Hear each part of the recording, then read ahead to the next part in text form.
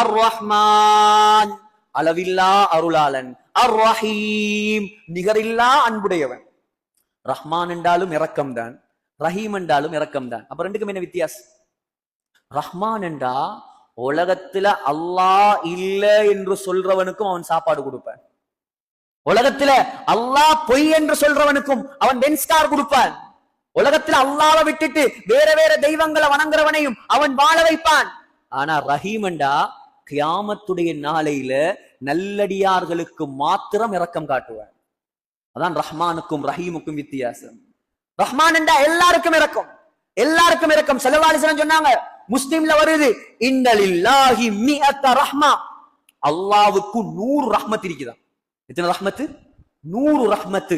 அந்த 100 ரஹ்மத்துல அல்லாஹ் ஒரே ஒரு ரஹ்மத்தை தான் உலகத்துல இறக்கி வச்சிருக்காங்க.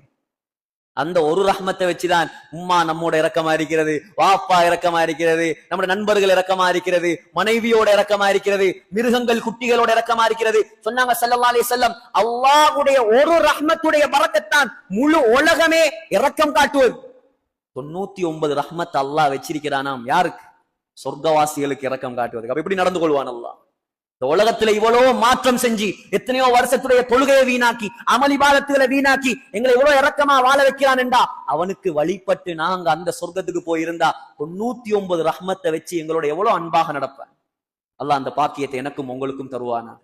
சகோதரர்களே, சொன்னாங்க ஸல்லல்லாஹு அலைஹி வஸல்லம் இடத்துல, முஸ்லிம்ல வருது, புகாரில வருது, ஒரு முறை கைதிகள் கொண்டு வரப்பட்டான். கைதிகள், அந்த கைதிகள்ல ஒரு பெண்மணி தன்னுடைய குழந்தைய காணாமாக்கிட்டு தேர்றா தேர்றா தேர்றா.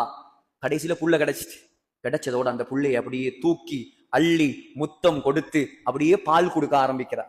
தூரத்துல இருந்து சஹாபாக்களும் ஸல்லல்லாஹு அலைஹி வஸல்லமும் இந்த காட்சியை பார்த்துட்டு ஸல்லல்லாஹு அலைஹி வஸல்லம் கேட்டாங்க சஹாபாக்களை பார்த்து, தோழர்களே, இந்த தாய் இந்த இரக்கமான புள்ளைய நெருப்புல தூக்கி போடுவாளா? யா ரசூலல்லாஹ், இவ்வளோ இரக்கம், எவ்வளோ பாசம், எவ்வளோ அன்பு, இந்த தாய் இந்த புள்ளைய தூக்கி நெருப்புல போடுவாளா யா ரசூலல்லாஹ்? சொன்னாங்க ஸல்லல்லாஹு அலைஹி வஸல்லம், லல்லாஹு, என்னுடைய ரப்பு அல்லாஹ், அவன் எப்படியானவன் தெரியுமா?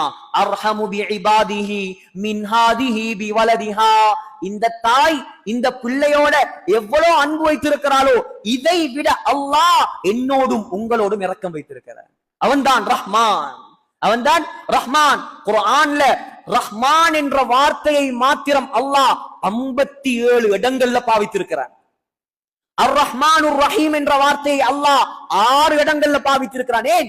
மனிதனே விளங்கு, நான் இரக்கம் உள்ளவன், என் பக்கம் வா, உன்னை மன்னித்து உன்னை சொர்க்கவாசியாக மாற்றுவதற்கு நான் ரெடியாக இருக்கிறேன். அல்லாஹ் மன்னிக்க ரெடி, நாங்க மன்னிப்பு கேட்க ரெடி இல்லை. நம்முடைய சமூகம் அல்லாஹ்வின் பக்கம் திரும்ப ரெடி இல்லை. ஆனா அல்லாஹ் எதிர்பார்க்கிறான், ரஹ்மானாக இருக்கிறான்.